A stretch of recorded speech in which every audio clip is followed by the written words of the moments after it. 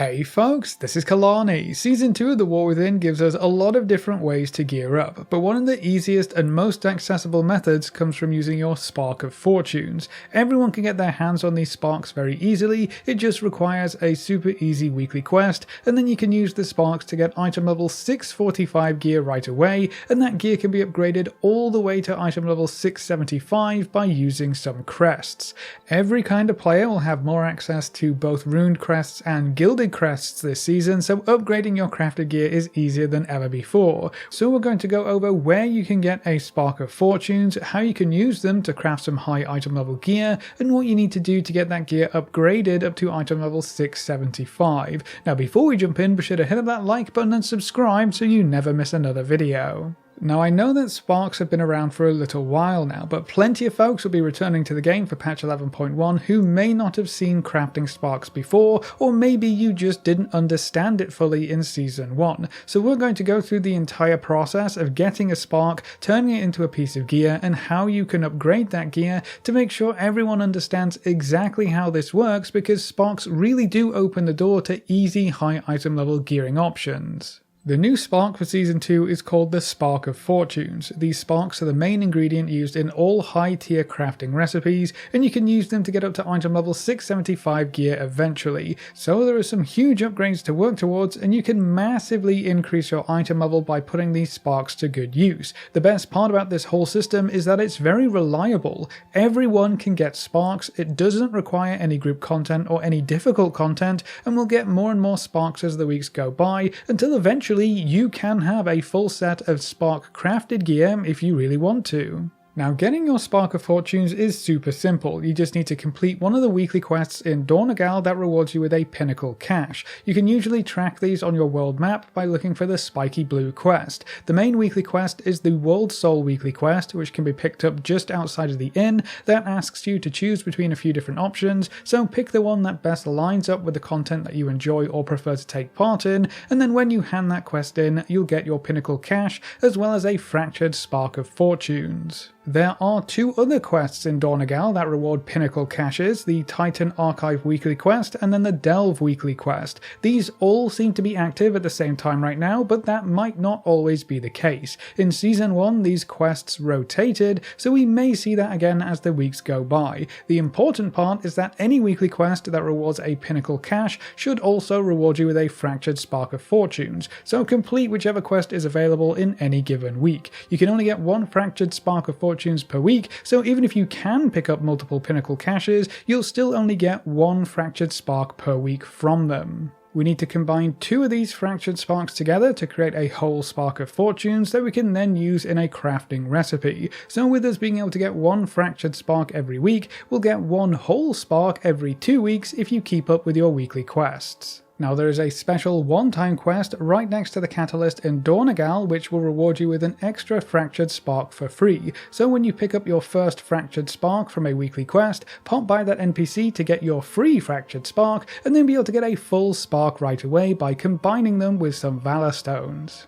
Now if you're worried about missing a week and losing out on half of a spark, you don't have to worry. There is a catch-up system in place which is active right from the get-go. If you miss a week, you'll be able to loot that missing fractured spark from almost any endgame content, including delve runs, dungeon runs, raid boss kills, and even things like weekly quest caches and PvP. So if you ever fall behind the current pace of fractured spark acquisition, you'll catch up in no time if you're taking part in any kind of endgame content. The same thing goes for any of your alts. If you swap main or just pick up a new character a few weeks down the line, they'll be able to gather up all of those missing fractured sparks from endgame content until they catch up to everyone else. The fractured sparks are only ever going to drop from extra content if you miss a weekly quest though, so if you keep up with the weekly quests, you will never see any sparks drop from anything besides those important weekly quests in Dornagal, so just keep that in mind. So we have our Spark of Fortunes. How do we turn this into a piece of high item level crafted gear? This part will differ depending on whether you have your professions set up or not. If you don't have your own crafting professions, you're going to have to make a crafting order. You can find the crafting order clerks in Dornagal right about here, so pop on over, talk to the clerk, find the item that you want to get crafted, and then we're going to need to do a bit of shopping. You'll be able to see all of the items required to craft the item you're looking for, so gather those up either from the auction house or from your other professions. When you have everything collected, you can send the order out. If you send this as a public order, you won't have any control over the result, which isn't really ideal. The resulting rank will dictate what item level your piece of gear is. If you want to maximize your gearing potential, you want to get your items crafted at rank 5. If you want to guarantee a rank 5 result, you'll need to send a guild order if you have crafters in your guild, or a personal order to a specific crafter. For a personal order, you're going to need to find a crafter in trade chat. This is actually much easier than it might sound. Trade chat is always full of folks looking for work with maxed out professions, so find someone with the profession you need and the recipe that you want and send the craft to them. They should be able to specify what rank of materials you need to send to get rank 5 for your crafting item, so I would find a crafter first and then do your material shopping afterwards. You can always just send public orders if you don't want to deal with the extra hassle. You just aren't guaranteed to get the highest item levels available for your crafted gear. Personally, I think you should be able to specify ranks on public orders as well. Maybe we'll get there someday, but for now, you're limited to just guild or personal orders. When you're crafting a piece of gear or setting up a crafting order, don't forget that you can add embellishments to 2 pieces of crafted gear as well, and you can also use missives to choose the stats of your gear, which makes crafted gear even more powerful when compared to normal gear. So that's how you can get item level 645 gear with your sparks. But what about 675? That was in the title too, right? And you are correct. Upgrading this crafted gear is where the system really shines. To upgrade it, we're going to need to get our hands on some enchanted crests. This part of the system has actually been made much easier in Season 2. All you have to do to buy the enchanted crests is go to a vendor, who can be found right next to the crafting order clerks in Dornegal. The enchanted runed undermine crest will cost you 45 runed crests and can take your crafted gear up to item level 658, while the enchanted gilded undermine crest will set you back 60 gilded crests and can take your crafted gear up to item level 675. You can add these enchanted crests into your recipe when crafting the piece of gear for the first time, or you can just add it as part of a recrafting order, which you can send as you would any other crafting order. It's just cheaper and it lets you upgrade a piece of gear that you've already made. Thanks to several changes in Season 2, everyone can get their hands on runed and gilded crests much easier, even if you don't want to do group content. Now, the fastest way to get runed crests is probably by running Mythic Plus dungeons. They drop right away from +2 keys, and you can get up to 18 runed crests from each +6 keystone you run, so that is going to add up very quickly. They also drop from heroic raid bosses if you end up jumping into the raid. But if you don't want to do dungeons or the raid, you can get runed crests from running delves as well. Runed crests start dropping from tier 8 delves, and the higher the tier of delve you run, the more runed crests you're going to get. You can get up to 13 runed crests from running tier 11 delves, so that's way better than it was in Season 1. Gilded crests are a little harder to come by. They start dropping from Mythic +7 dungeons, and again you'll get more crests if you keep pushing higher, up to 20 crests from Mythic +12 keys, so you can get a lot of gilded crests if you want to jump into dungeons as well. But even if you don't, you can actually get way more gilded crests just from delves this season. Tier 11 bountiful delves will have an extra box at the end that contains 7 gilded crests, and you can loot this 3 times per week. So if you can clear tier 11 delves, you can get 21 gilded crests per week, which is way more than a solo content player could get in Season 1. You can get another 10 gilded crests from your Delver's Bounty maps if used on a tier 11 delve. We're also guaranteed to get 1 map per week now, so you don't have to rely on crazy RNG to get your hands on the extra rewards from using a bounty map. So that's 31 gilded crests that you can get per week just from running delves. It will take you 2 weeks to get enough to buy those enchanted gilded crests to max out your crafted gear, and with the 2-week cadence on the sparks themselves, that means you can pretty much get an extra piece of 675 item level gear every 2 weeks if you can clear tier 11 bountiful delves. So go earn yourself some crests, buy whichever enchanted crests you can, and upgrade your hard-earned spark crafted gear. As the weeks go by, you can use this gear to fill in the gaps from your other gearing adventures, and by the end of the season, you could have a full set of 675 crafted gear, so that's really cool.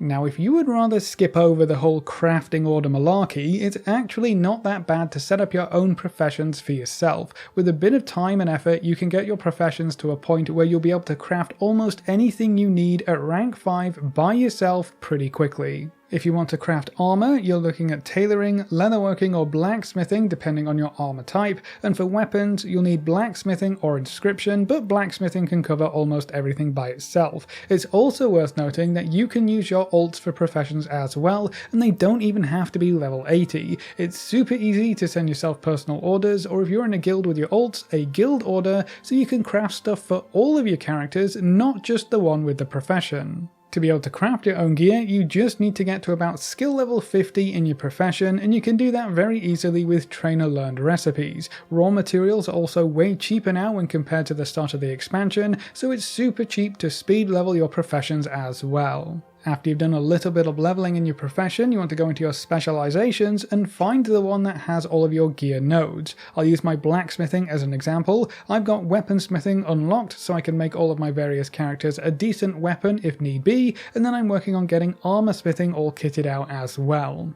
So unlock the specialization that you want to use, and then we can start putting points in. Where you put your points is going to be important. This general node will increase your skill when crafting everything in the tree, giving you some great general progression points. This node will give you skill points while crafting the pieces of gear attached to them, and then they also unlock those gear piece nodes, which is where you'll be learning the higher tiers of crafting gear recipes. So if you want all of the recipes, unlock as many of the nodes as you can. But perhaps most importantly, these general nodes are usually enough to get you to about rank 4 in any recipe tied to them. You may have to use rank 3 materials to get there, but you can get there with very few points, and because the general nodes increase your skill with all of the gear pieces attached to them, maxing out these general nodes should allow you to get rank 4 with almost every piece of gear. Then we can use concentration to force that craft up to a rank 5, and voila! That's it. That's all you need to do. You can then start putting points into specific gear nodes to make them cheaper to craft. You can bump your mats down to rank 2 or even rank 1 in some cases, saving you a bunch of gold,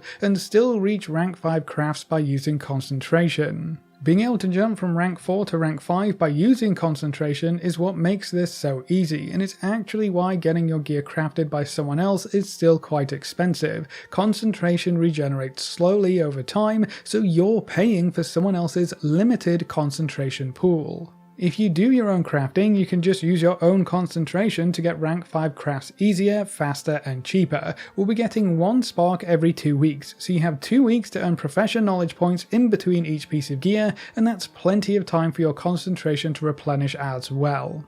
Getting to this point doesn't take a lot of work either, especially now. You can get around 90 knowledge points very easily and quickly with a couple of hours of work by picking up profession treasures, crafting your first time crafts for that bonus, and getting some NPC work orders done. Those NPC work orders also have a whole bunch of catch-up knowledge orders sprinkled in, so you'll be able to get knowledge much faster when compared to the start of the expansion as well. But the best part of all of this is that you only have to do it once. Most of this blacksmithing setup is from Season 1. I haven't really added much in Season 2 so far, because I don't really have to. I can already craft all of the key items I would want at rank 5, and when we head into Season 3, 6 months from now or whenever, I won't have to do anything then either. My blacksmithing is set up for the rest of the expansion. I'll never have to pay anyone for crafted gear ever again, until the next expansion resets everything. So if you do decide to put in a little bit of effort, it really will pay off. You only have to set things up once, and you can make all of your own crafted gear without having to worry about crafting orders, tips, or fees, or any of that annoying stuff.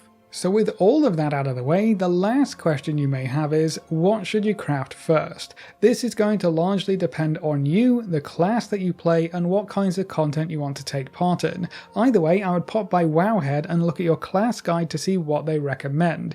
They should have a list of gear you should craft first, and which embellishments are the best ones to use for your specialization. A lot of classes made weapons first last season, but there are a lot of special weapons in the raid this time, which makes things kind of wonky, so crafted gear may be used primarily on your extra gear slots like boots, belts, wrists, and cloaks, but it will still largely depend on what other content you're taking part in. But that's how to get fractured sparks of fortunes and how you can turn your sparks into super powerful crafted gear. So that's it for this video. What items are you going to get crafted first, and how do you feel about runed and gilded crests being easier to farm for solo content players? Leave all your thoughts in the comment section below. A big thank you to all of our supporters over on Patreon and to all of our members here on YouTube. You can see the names floating by on screen. If you're interested in supporting the channel, you can find links in the description or click the join button just below the video. If you enjoyed the video or found it useful in any way, make sure to subscribe and ring that notification bell so you're always kept up to date. Thanks for watching, folks. Good luck and have fun, and as always, I will see you next time.